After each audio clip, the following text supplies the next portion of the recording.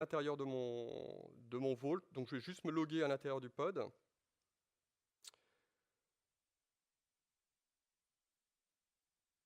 Et puis je vais utiliser le CLI pour, depuis l'intérieur, initialiser le stockage.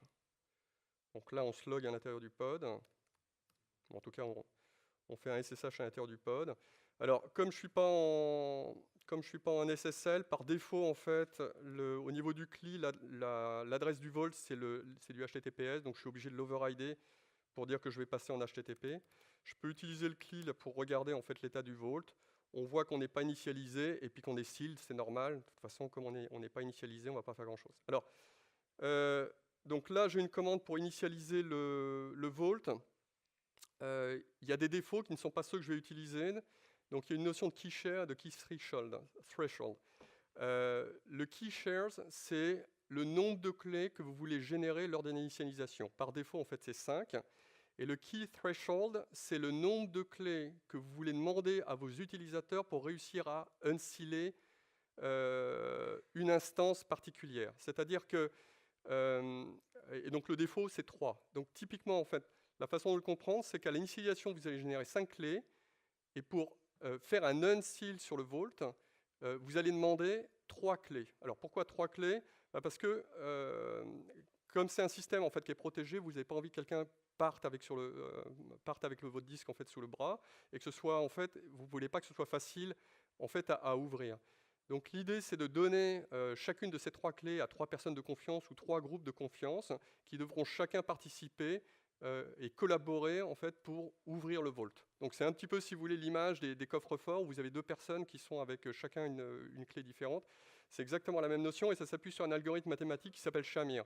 C'est-à-dire que vous avez en fait besoin de 3 clés parmi les 5. Si une personne venait à disparaître ou perdre en fait son secret, vous auriez encore la possibilité, avec les 2 clés supplémentaires que vous auriez mis dans des coffres, peut-être physiques, séparés, pour aller chercher ce moyen de secours qui n'est pas pratique, mais au moins qui vous permettrait d'accéder en fait, à vos secrets.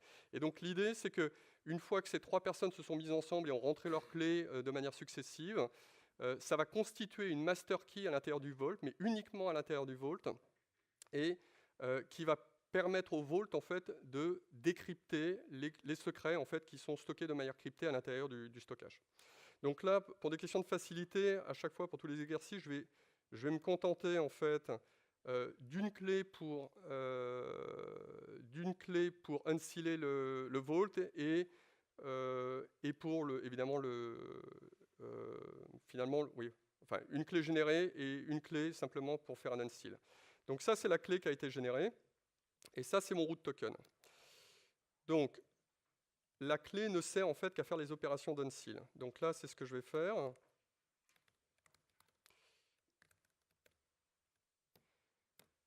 Voilà. Donc, maintenant, mon vault, en fait, il est unsealed. J'ai un statut et il me dit, en fait, bon, je suis pas enablé pour HS, ça, c'est quelque chose qu'on verra tout à l'heure. Mais donc, voilà, aujourd'hui, en fait, maintenant, je suis initialisé et je suis unsealed. Donc, je peux commencer à faire des opérations. Et typiquement, toujours de l'intérieur, là, pour l'instant, je vais aller prendre le root token. Donc, quand vous voulez commencer à faire des opérations sur votre vault, il vous faut un token. Donc là, pour des questions de simplicité, au début, je vais utiliser le vault token, qui est le super mot de passe en fait, d'accès au vault. Et donc, je peux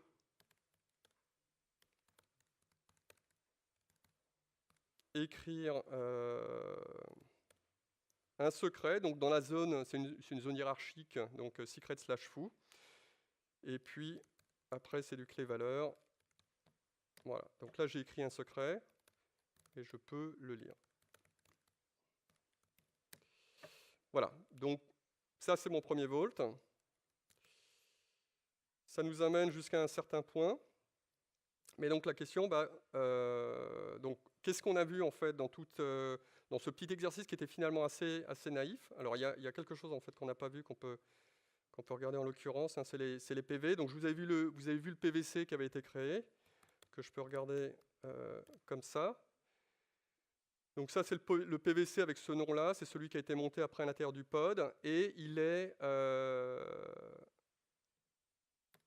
en fait, il est bindé à un volume qui a un nom un petit peu compliqué et pour lequel il y a une storage class qui s'appelle OSPAS.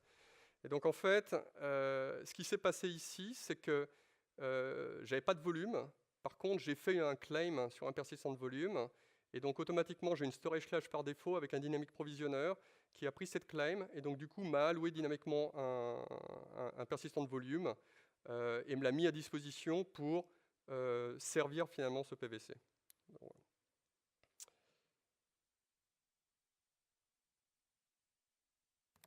Donc, qu'est-ce qu'on a vu là dans cet exercice finalement assez naïf? La notion de node port service qui nous permet d'exposer d'ouvrir un port sur le host pour pouvoir accéder en fait à un service à l'intérieur de Kubernetes, qui est utilisé pour des services qui sont non HTTP, mais pour tout ce qui est HTTP, HTTPS, on préférera passer par ce qu'on appelle les ingresses.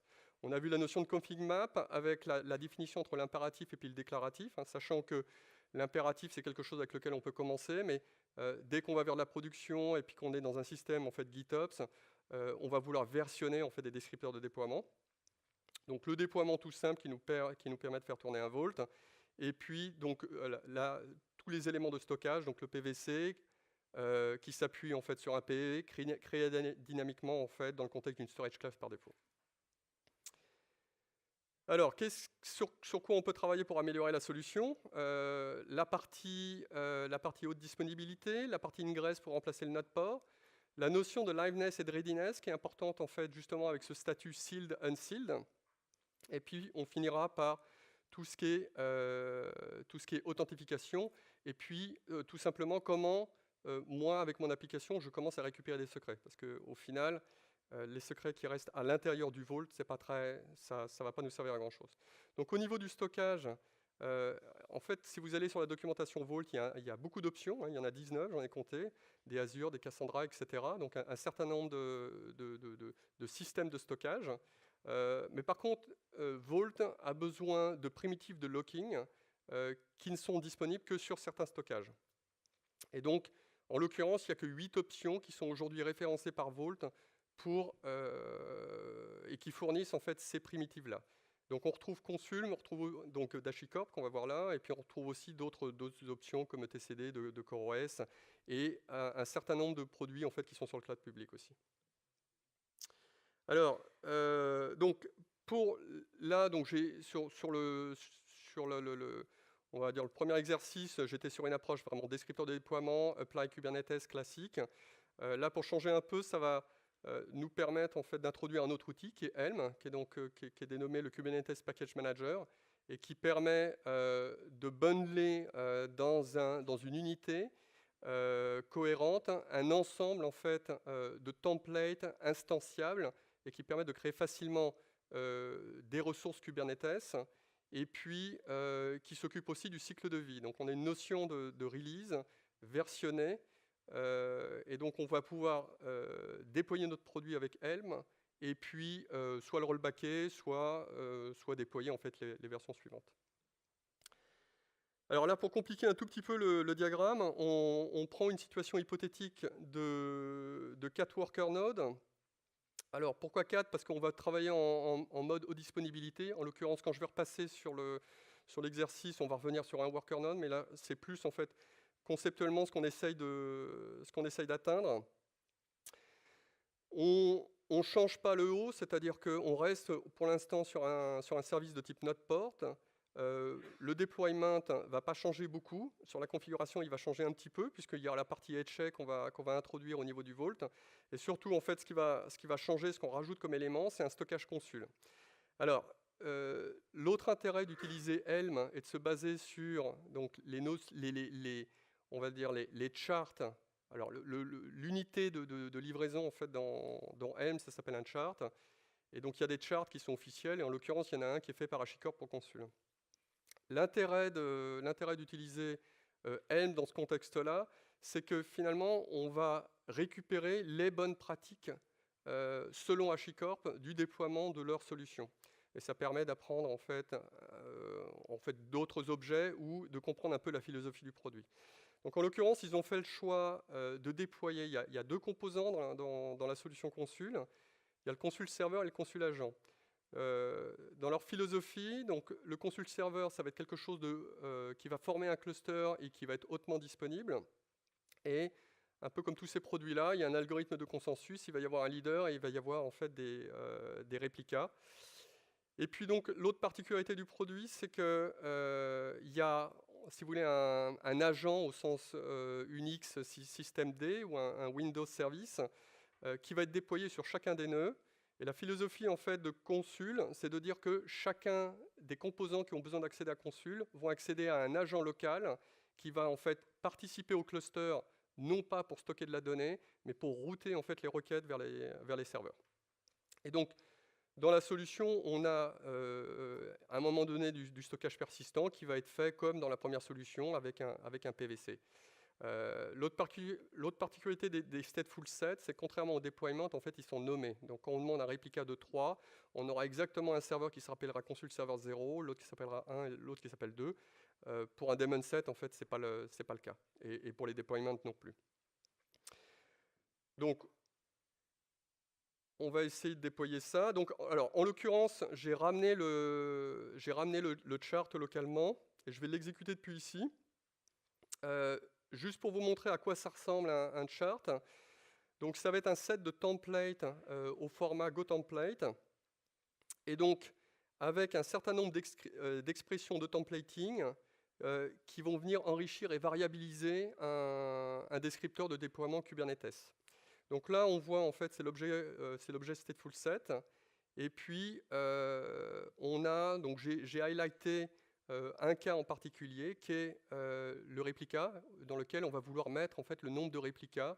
Donc en l'occurrence, là, on s'attendrait à 3. Et donc, le chart est complété par un fichier de paramétrisation, qui est donc le values.yaml, et dans lequel on va retrouver les expressions qui vont venir enrichir en fait le template. Donc là, on va retrouver, on avait l'expression .values.server.replicas, et en fait, ça correspond à cette valeur-là. J'ai pris le values.yaml qui était par défaut. Il n'y a qu'une seule chose en fait que j'ai modifié, c'est le pod anti-affinity. Ça, c'est un élément qui est assez intéressant et qui vient à l'intérieur du pod. Dans Kubernetes, il y a cette notion d'affinité et d'anti-affinité qui peut se retrouver au niveau pod ou au niveau node.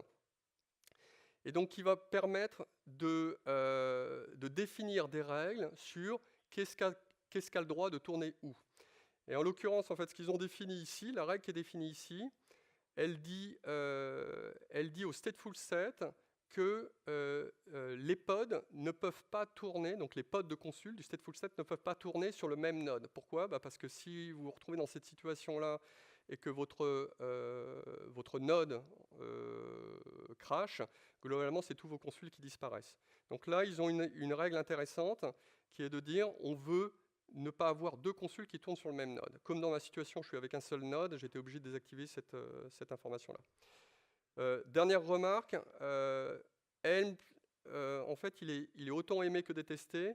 Il est aimé parce que c'est extrêmement pratique, il est détesté parce qu'en fait, une fois qu'on commence à rentrer dans Helm et à faire des charts et à la templétiser, en fait, on n'y comprend plus rien et c'est le plus gros reproche en fait, qui est fait à Helm. Mais ça reste en fait un standard. Au niveau de notre... alors on va commencer en fait par déployer le chart.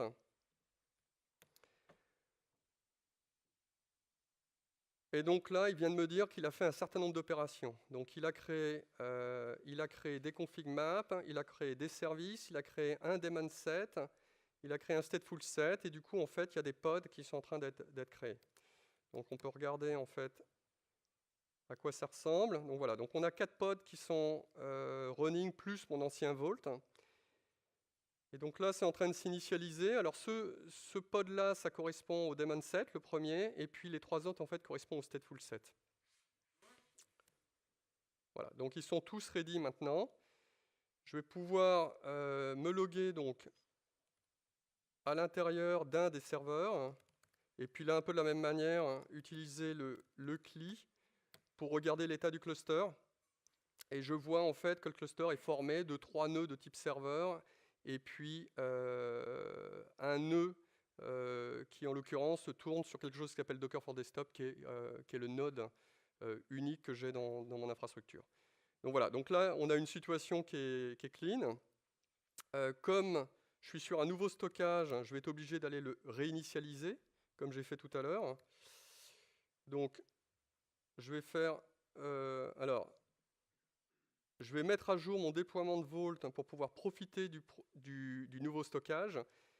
Et puis alors là, donc, ce que j'ai fait, c'est qu'il y a simplement la configuration qui a changé, avec surtout cette partie qui est importante. Alors là, il y a des choses qui sont assez intéressantes.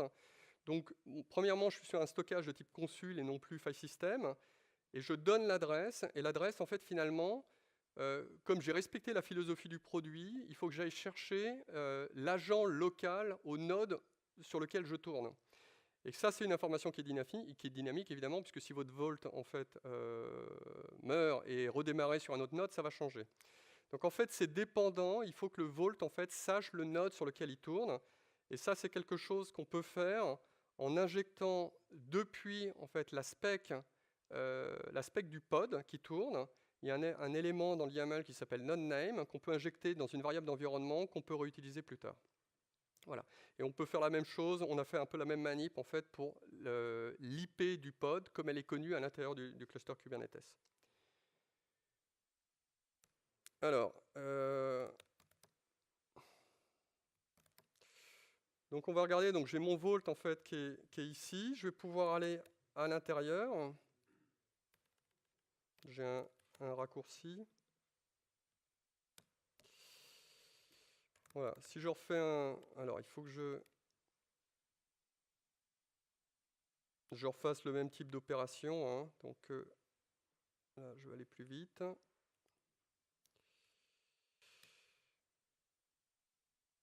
Voilà.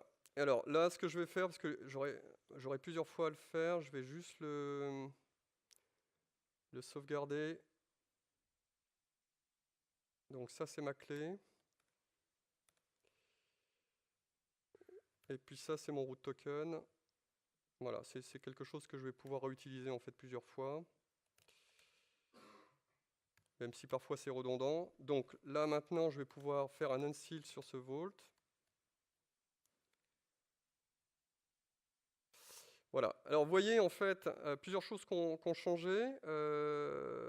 En fait, on est etch enable maintenant. Donc ça, c'est une bonne nouvelle, hein, puisqu'on est sur un stockage en fait qui est etché. D'ailleurs, on l'avait peut-être vu. Ouais, on l'avait vu ici au niveau du Vault status. Et puis là, il nous dit en fait qu'on est en mode standby. Alors, ça, c'est un peu étonnant. Donc, on va juste regarder le statut à nouveau. Ah, alors là, très bien. Donc, il s'est aperçu qu'il était tout seul. Donc, maintenant, il est devenu actif. Il est le seul membre en fait du cluster. Donc, j'ai fait mon initialisation. Normalement, j'ai quelque chose à l'intérieur de mon stockage, c'est-à-dire de consul. Alors là, ce qu'on va faire, c'est aussi quelque chose qu'on fera typiquement en développement, mais pas en production. Je vais faire un port forward depuis ma machine sur consul, et je vais pouvoir accéder directement à la GUI. Je vais essayer d'agrandir un peu.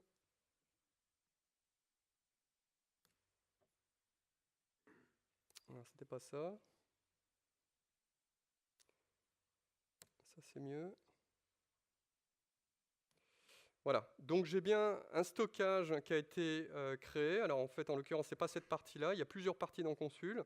La partie qui nous intéresse, c'est la partie clé-valeur, où là, il y a une entrée Vault en fait, qui a été créée. Et puis, il y a un certain nombre d'éléments qui correspondent finalement au stockage de Vault.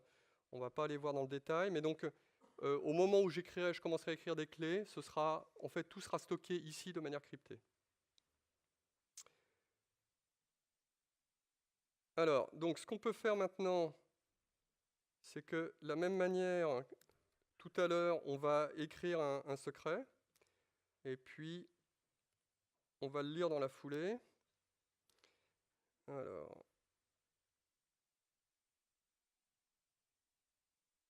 j'avais pas le token.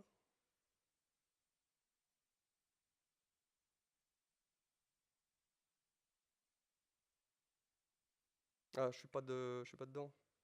Ouais, je suis ressorti en fait. Donc là, je vais repartir à l'intérieur.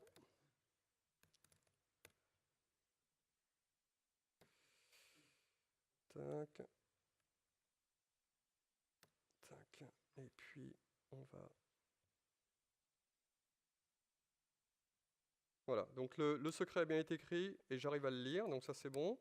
Et puis maintenant, je vais faire une action impérative pour scaler mon cluster de Vault. Donc là, j'ai un nouveau pod Vault en fait, qui est en train de démarrer avec le même type de config. Et donc, ce qui va être intéressant de voir, c'est finalement, est-ce que j'arrive à lire mon secret? Alors, la première chose à noter, c'est que, évidemment, ce Vault... Alors, je vais repartir avec...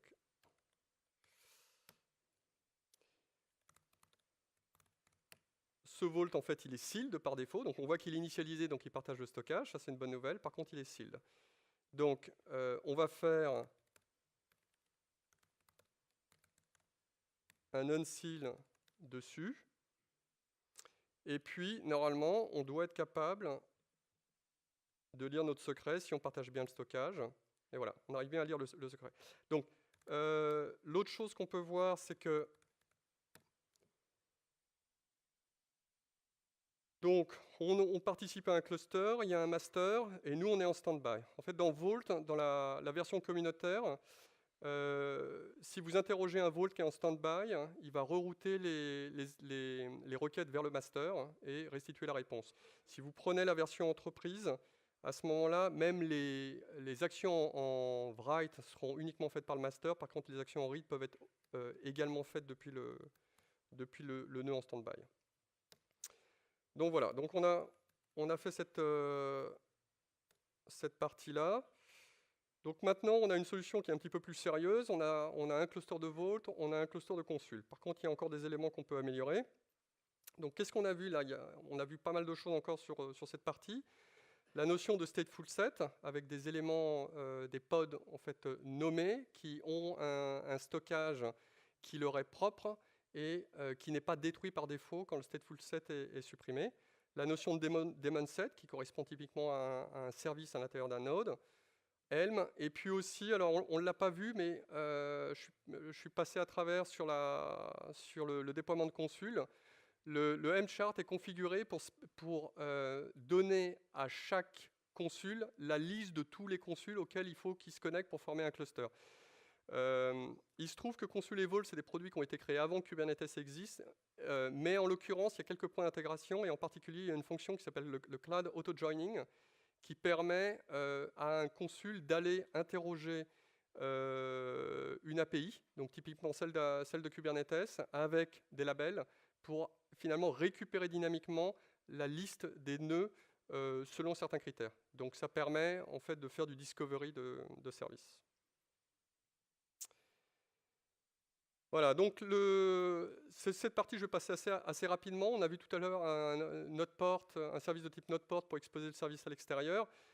Typiquement, quand on veut faire ce genre de choses et qu'on est sur du HTTP, HTTPS, on va créer ce qu'on appelle un ingress à l'intérieur de Kubernetes. Il se trouve que pour faire un ingress, en fait, c'est un objet qui n'a pas de vie par lui-même. Ce qui va lui donner la vie, finalement, c'est un autre élément de l'infrastructure qui s'appelle un ingress controller, comme par exemple celui d'NGX qui en développe un pour Kubernetes. Donc en l'occurrence sur mon cluster, j'ai déjà déployé un ingress controller. Donc là, j'ai juste en fait à déployer un ingress. Et donc là, on est en train de parler de cette partie-là. Donc on va remplacer les services de type NodePort par des services de type Cluster IP, qui sont les services par défaut, mais qui ont une visibilité uniquement à l'intérieur du cluster. Et puis on va les exposer à l'extérieur à travers un objet de type ingress. Alors, donc un ingress, ça ressemble juste à ça. C'est un objet inerte. Ça fait un mapping entre un host et avec des règles vers des services en fait Kubernetes. Donc, par exemple, de type cluster IP, c'est le cas qu'on a vu. Et donc, mon service, qui était de type NodePort, je vais pouvoir le remplacer par un service par défaut, qui est donc de type cluster IP. Alors, il va falloir que je supprime le service précédent. Hein. Donc ça, c'est la première action. Et puis après, j'ai juste un apply à faire sur les éléments qu'on a vus. Alors, juste pour la démo, là, je suis allé rajouter une entrée dans mon OTC host pour pouvoir, parce qu'il faut que je passe par ce nom-là qui est défini pour que ce soit reconnu par le Nginx controller pour faire le routage. Donc, je peux regarder en faisant un curl maintenant de l'extérieur, hein, je me logue plus à l'intérieur des pods, et donc je vois en fait, je suis initialized, sealed at false, standby false. Donc là, je suis sur le master. Je peux réessayer une deuxième fois, et donc voilà, vous voyez là, on est en standby true, alors que là, on était en standby false. Donc on a le load balancing Kubernetes au niveau du routeur en fait qui se passe bien. Si je récupère mon secret, enfin mon token, j'utilise toujours le root token, je peux voir aussi que je peux utiliser l'API REST finalement pour récupérer mon secret, donc il est ici. Voilà, il a fallu que je donne un token, et puis que ce soit le master ou que ce soit enfin l'actif ou le standby, j'arrive à récupérer mon secret. Prochaine étape, donc là, pas beaucoup plus de choses à dire. Readiness et liveness. Donc, il y a deux notions très importantes dans le domaine des architectures résilientes qui sont implémentées et mises à disposition dans Kubernetes et qui l'étaient aussi au niveau par d'autres moyens dans Docker, mais c'est la notion de readiness et de liveness qui sont très importantes, sur lesquelles on est passé très rapidement au début. Donc readiness, ça veut dire votre composant applicatif n'est pas prêt, ou ce pod de votre cluster applicatif n'est pas prêt, donc on ne va pas dispatcher du trafic dessus. Par exemple, il est en train de démarrer, ou même pendant son exécution, c'est-à-dire au bout de 3 jours, il a entre guillemets un coup de moins bien, et il a aussi la possibilité de se mettre not ready. Et puis il y a la deuxième notion qui est la liveness, qui est vraiment de dire est-ce que votre pod il est fonctionnel ou est-ce qu'il est mort, est-ce qu'il faut le redémarrer. Donc le comportement de Kubernetes est différent dans les deux cas. Readiness, il ne va pas dispatcher de trafic. Liveness, il va tuer le pod et le redémarrer, potentiellement sur un autre node. Alors, on était passé un peu vite, on va juste, pour l'exemple, donc on rappelle, j'étais en train de regarder je vais reprendre en fait le token. Et puis là, donc on voit, on récupère le mot de passe à chaque fois. Et puis, si je regarde le else, on voit, on accède en fait à ces deux nœuds. La question c'est, qu'est-ce qui se passerait si tout d'un coup, il y avait un pod qui disparaissait? Donc par exemple celui-là.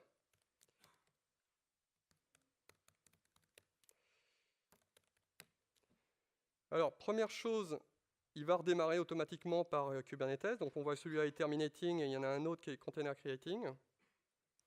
Mais comme on l'a vu au niveau du cycle de vie, non seulement il va redémarrer en standby qu'il soit actif ou qu'il était actif ou standby, mais c'est surtout qu'il va démarrer de manière unsealed.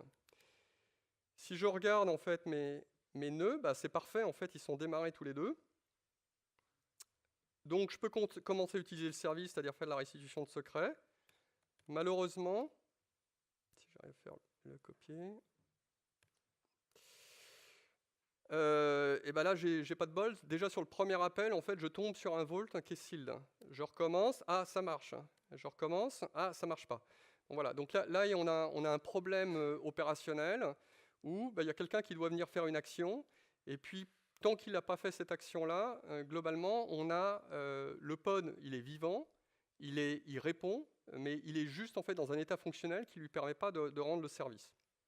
Donc en fait, on va faire quelque chose de tout simple, c'est qu'on est passé un peu rapidement dessus, mais on a mis en place en fait un liveness probe et un readiness probe qui étaient exactement identiques, et globalement, ça c'est spécifique à Vault. On peut demander à Vault en fait son statut, donc il y a un else check, et puis on peut lui demander, on peut influencer le code retour HTTP qu'il utilise dans certaines situations. Et ce qu'on avait fait en première approche, c'est qu'on lui avait dit, bah, en fait, si tu es en standby, c'est OK, et tu nous renverras du 200. Et puis, en fait, si tu es sealed, bah, c'est OK aussi, puis tu nous renverras du 200. Et c'est ça qui fait que le pod, en fait, il est ready, même quand il est sealed. Donc, la petite modification qu'on fait ici, c'est simplement qu'on a laissé la partie standby, parce qu'on va considérer que c'est quelque chose de fonctionnel. Par contre, on va enlever cette propriété-là sur le sealed code, ce qui fait que par défaut, il va nous renvoyer un 503. Et donc, normalement, on devrait voir un pod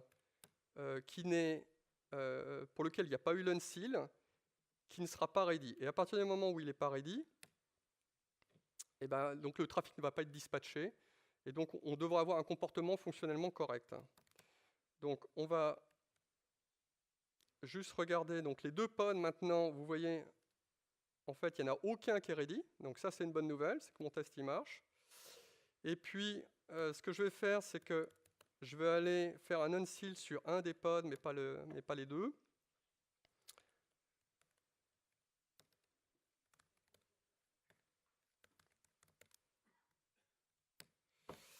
Voilà, donc je peux regarder le statut, on est actif, donc ça c'est bon.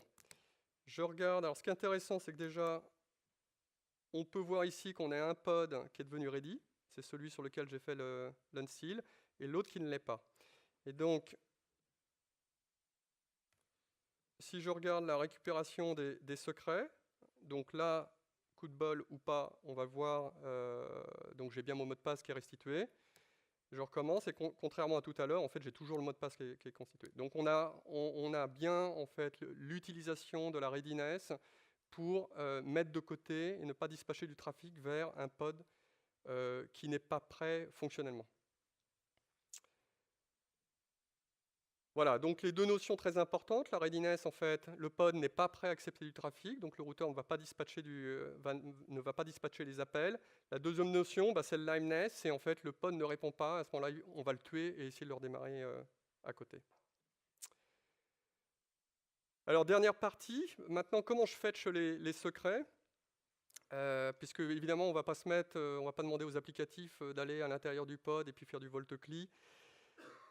Donc, ce qui est intéressant dans Vault, c'est qu'il y a un point d'intégration avec Kubernetes, parce que il y a quelqu'un qui va arriver de l'extérieur, et puis il va falloir l'authentifier et s'assurer qu'il a le droit de récupérer un secret, pour pas qu'on mette tous nos secrets à l'intérieur du coffre-fort, et puis que n'importe qui arrive en disant « Tiens, je me fais passer pour telle personne et je récupère le secret ».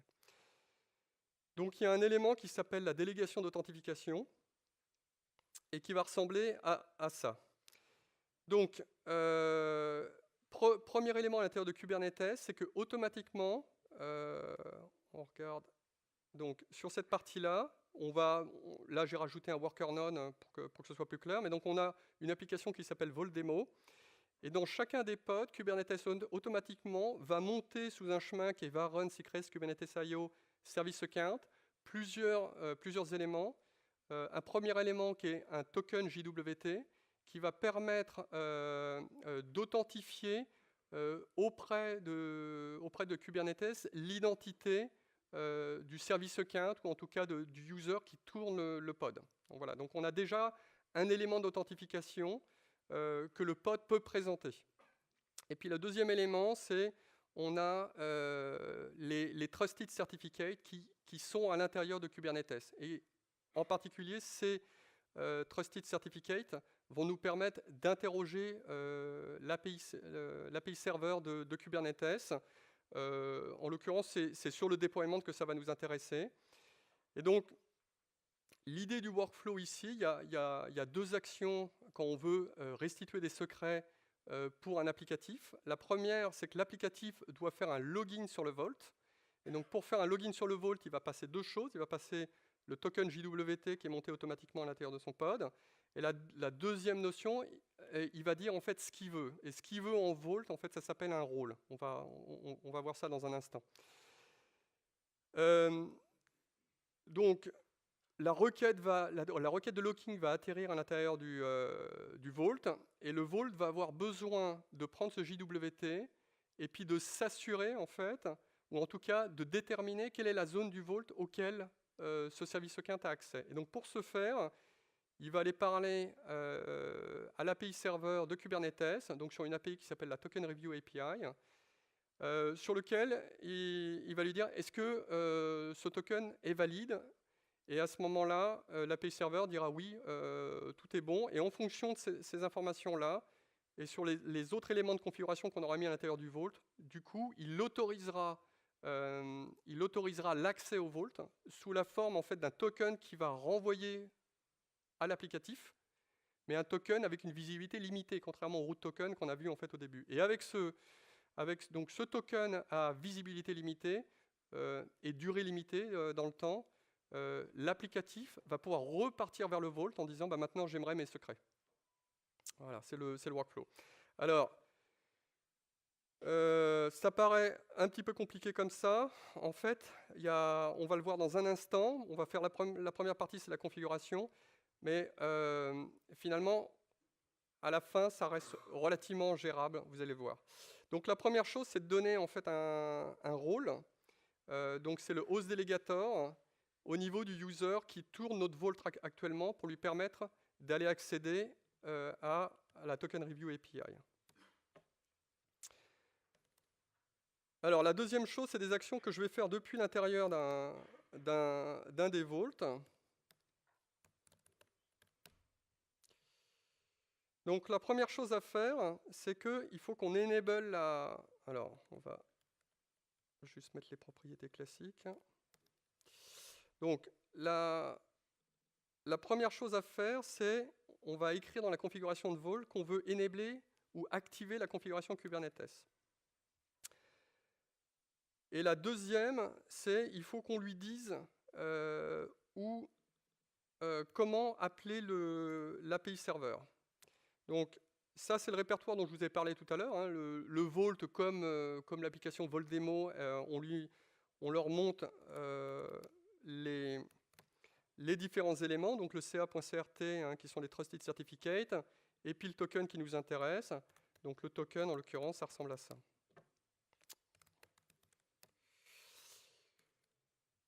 Donc, on a fait l'authentification. Maintenant, on a envie de dire qu'on va autoriser Vault à appeler l'API serveur. Et donc, il faut donner le token reviewer, donc le JWT de Vault. Et puis, on va lui donner l'API, enfin l'URL interne de l'API serveur. Et il faut qu'on précise à Vault, en fait, quels sont les certificats à utiliser. Donc, toute cette partie-là, c'est à faire une seule fois pour le déploiement d'un Vault. Hein. Ce n'est pas quelque chose qu'on va refaire à chaque fois qu'on a un déploiement. Donc maintenant, on a notre Vault qui est correctement configuré pour accepter des logins depuis des applications qui sont déployées à l'intérieur de Kubernetes. La deuxième étape maintenant, c'est quelque chose qu'on va faire pour chaque application. Et ça se passe, il y a deux concepts. Le premier, c'est le concept de policy. Et donc une policy, c'est quelque chose, une policy Vault, c'est quelque chose qui donne accès pour certaines opérations, donc du read, du write, du list, sur une partie du Vault. Donc là, j'ai défini une policy toute simple hein, qui s'appelle myPolicy, et je lui donne en fait les capabilities read and list sur la zone secret foo à l'intérieur de mon Vault. Ça tombe bien parce que c'est là que j'ai stocké mon mot de passe. Donc, je vais écrire une policy. Donc, je peux aller la relire. Hein.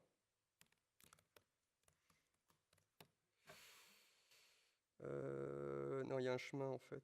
Vault, policy, ouais. My policy, comme ça. Ouais, non. Vault policy, read. Read. Voilà.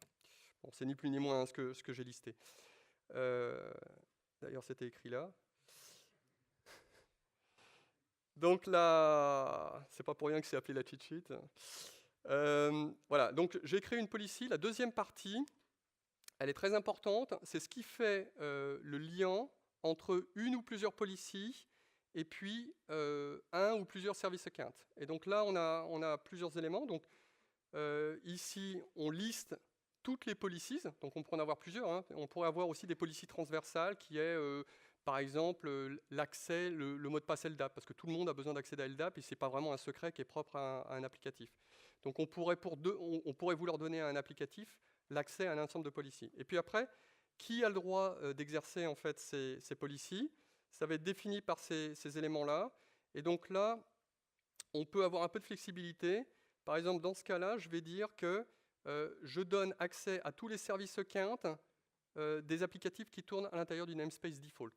Ou je pourrais donner en fait pour tous les services accounts qui s'appellent foobar dans n'importe quel namespace ou dans un namespace particulier. Donc on a pas mal de flexibilité à ce niveau-là. Voilà. Donc là, j'ai créé en fait le rôle qui est finalement un binding entre d'un côté des policies et de l'autre côté en fait des services account.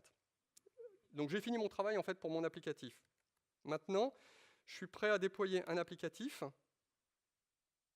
qui va finalement, par rapport au schéma qu'on avait vu précédemment, on a juste un rôle à lui donner. Pour peu qu'il ait le JWT qui corresponde, il va pouvoir aller faire un login, récupérer un token à visibilité limitée, puis demander la restitution de secret. Alors, il se trouve qu'on peut faire tout ça à la main avec l'API REST. Hein. Il se trouve que Spring Boot a un module qui s'appelle Spring Cloud Config et qui permet de faire en fait toutes ces opérations, de cacher toutes ces opérations à l'aide d'une configuration relativement simple où on va juste indiquer l'adresse du vault et puis le port sur lequel on l'attaque. Et donc là, on est toujours resté en HTTP. On indique, donc il y a plusieurs types d'authentification qui sont supportés, mais donc on est sur une authentification de type Kubernetes. Et là, on va préciser donc le rôle à utiliser et puis la localisation du token qu'il faudra envoyer à Vault en fait, pour l'action de login. Après, au niveau applicatif, c'est simplement d'utiliser une annotation Vault Property Source avec la zone à laquelle on veut accéder, et on n'a plus qu'à se faire injecter le mot de passe. Là, dans l'exemple, hein, qui a été globalement tiré d'une très bonne série de blogs hein, qui a été faite par Red Hat, on a juste un contrôleur REST hein, qui va nous permettre de l'extérieur en fait, d'appeler notre composant applicatif et puis lui demander de restituer le secret. Donc là, je vais déployer donc l'application que j'ai précompilée. Hein. C'est un déploiement en fait qui est tout à fait simple. Là, à noter en fait que je le déploie dans le namespace défaut et pas dans le namespace Vault. Si je le faisais en fait dans le namespace Vault par rapport aux règles au niveau du rôle que j'ai fait, c'est-à-dire que je donnais accès à la policy simplement au namespace default, j'aurais pas accès au secret. Donc voilà, je vais passer par un peu de la même technique que tout à l'heure. Hein. Je passe par un ingress qui est configuré à l'intérieur de mon deployment. Donc ça, c'est mon déploiement. Hein. Il est vraiment extrêmement basique. Et là-dessus, en fait, comme tout à l'heure, j'ai défini un ingress avec une route différente et puis un service. Donc on va regarder le démarrage du composant. Donc là, il faut que j'aille, parce que mon namespace par défaut, en fait, c'est le Vault. Donc il est running, on va aller voir ses logs.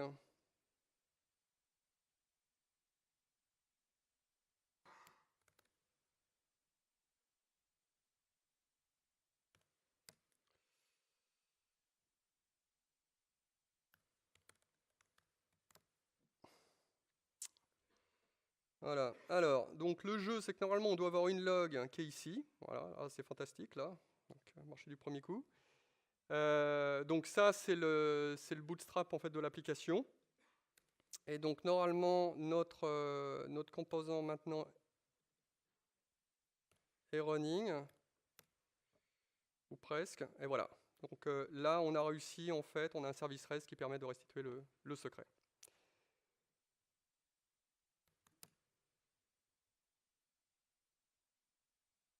Donc, qu'est-ce qu'on a vu dans cette étape-là les ressources qui sont montées automatiquement par l'infrastructure Kubernetes à l'intérieur de chaque pod. Donc le JWT qui est le token qui permet d'identifier en fait le service account. Et puis le certificat de bundle qui contient en fait tous les certificats qui sont trustés. La communication avec la Token Review API qui permet à Vault en fait, de valider le token JWT qui est reçu, et la notion de rôle qui est finalement un liant entre des services account d'un côté et des policies de l'autre. Donc en conclusion, finalement, l'exercice il était intéressant. On voit que Kubernetes c'est une très très bonne plateforme d'intégration.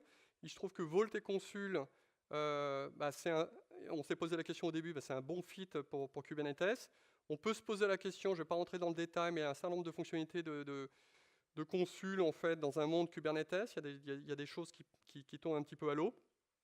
Et cela dit, en fait, il y a beaucoup de travail encore. Donc je vous ai dit au début, en fait, Near Enterprise Ready Secret Management Solution. Il y a beaucoup de choses en fait qui restent à faire.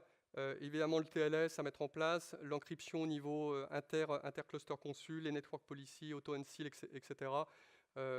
Pour arriver à une solution en fait complètement d'entreprise. Et avec ça, donc merci à mes reviewers pour m'aider à timer en fait la présentation. Je suis pas loin de la fin. Donc une très bonne série de Red Hat. Hein. Il y a, sur leur blog, vous avez trois articles qui vont très en profondeur et qui m'ont beaucoup appris. La présentation a été faite avec Demoit, hein, le projet sur GitHub, qui est assez sympa. Et puis donc toute l'organisation des DevOps Days Geneva ainsi que les sponsors pour m'avoir permis de faire ce talk devant vous. Merci. Merci beaucoup Vincent, super. Parfait timing. 2 minutes pour des questions. Oui, on a quelques minutes pour les questions et il y en a pas mal qui fusionnent. Ça y est, le micro il arrive, un temps record.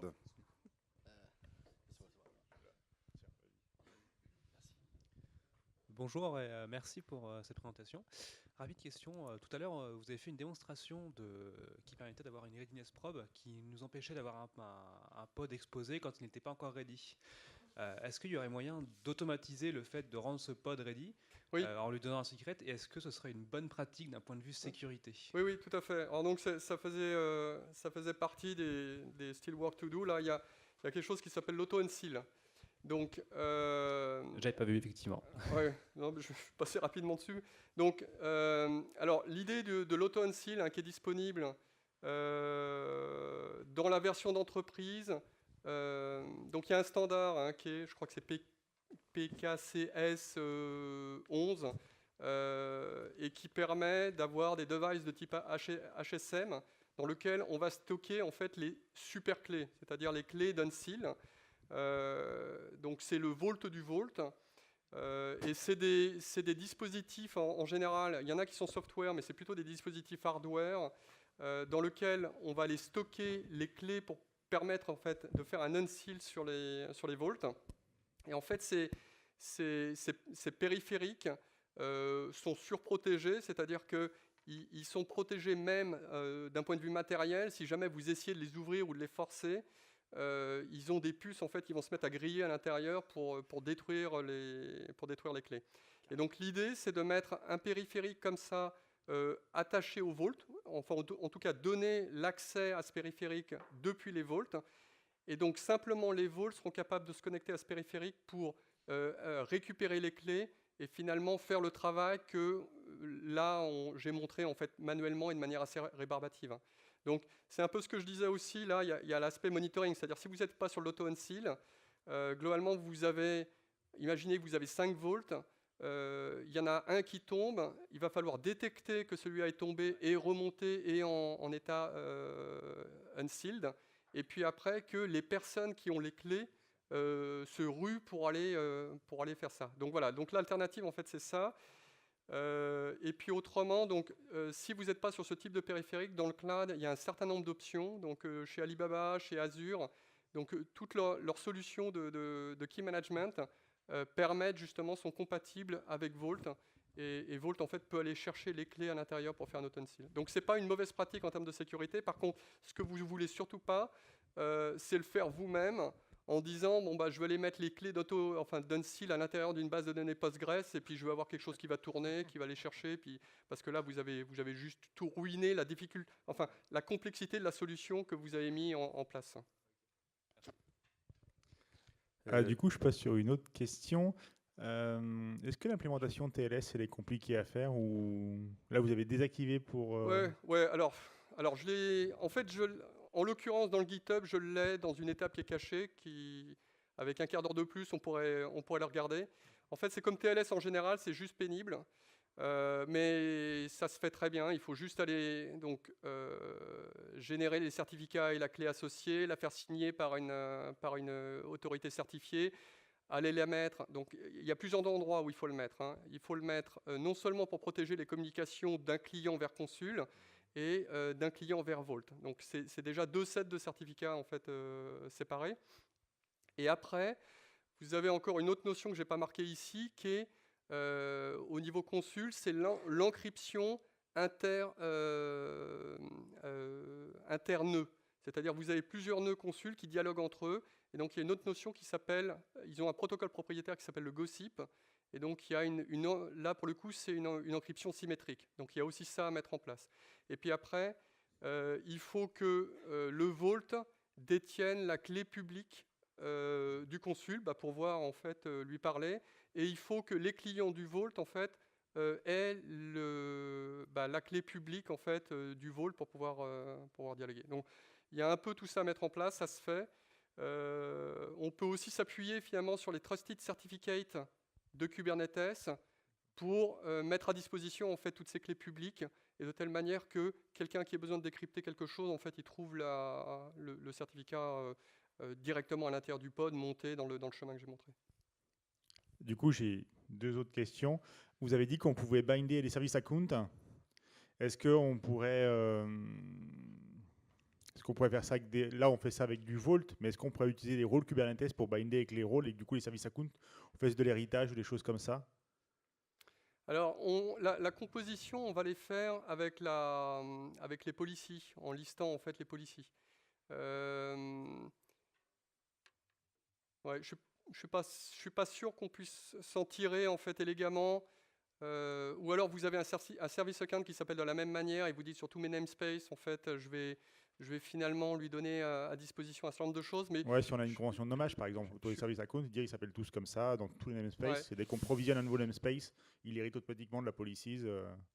Alors, donc on n'hérite pas d'une policy, c'est simplement que soit on a le bon nom, soit on est dans le bon namespace. Donc après, voilà, c'est des éléments de flexibilité. Rien ne vous empêche aussi dans une policy de mettre plus de choses. Là, j'ai montré un seul chemin, mais on pourrait mettre en fait un certain nombre de chemins, ou faire la composition à travers en fait la liste de policies qui sont en fait qui font partie d'un rôle. Donc voilà, il y a plusieurs éléments de flexibilité selon le contexte fonctionnel que vous avez. Il faut trouver son chemin. Et le dernier point, c'est concernant le backup, justement. Il y a des choses qui existent ou est-ce que c'est un peu artisanal pour l'instant? Pas que je sache. Je l'ai vu sur typiquement. Alors, une autre des alternatives au niveau stockage, c'est ETCD. Alors, je ne suis pas allé étudier cette partie-là au niveau Consul. Par contre, au niveau d'ETCD, il y a CoreOS qui avait fait un opérateur. Et donc, au niveau de l'opérateur, il y avait un certain nombre d'opérations qui étaient supportées, dont le backup. Donc, au moins dans un contexte Kubernetes, ETCD a une solution élégante pour le backup. Mais je sais, en l'occurrence, je ne sais pas si CoreOS, après le rachat par Red Hat, ils ont continué les développements en fait, sur cet opérateur. Autrement, c'est vous faites des opérations de maintenance, c'est-à-dire vous faites tomber un pod, son PVC il est là, il est en place. Enfin voilà, donc c'est comme d'autres stateful sets en fait, ce serait pas différent. On a une autre question au fond, il me semble. C'est plutôt une précision. Tout à l'heure on parlait des HSM et en fait il y a aussi donc les solutions logicielles et il y en a un notamment qui est homologué par l'ANSI qui est d'ailleurs chez JBoss qui s'appelle Dictao et Luna. Donc s'il y en a qui veulent l'utiliser, en tout cas c'est un des acteurs qui permet d'avoir une solution homologable. D'accord, super, merci. Merci. Encore une autre question ou pas du tout? Alors je vous invite à rejoindre l'espace sponsor. En fait, il y a 2 sponsors qui ont un jeu avec un tirage au sort à 16h30. On est un petit peu en retard. Le sponsor Smartwave qui offre une Nintendo Switch et le sponsor Tulip qui offre la tulipe au chocolat pour celui qui aura découvert le poids. Et bien sûr, on remercie Vincent de toutes ses précisions. Merci Beaucoup, beaucoup, féliciter.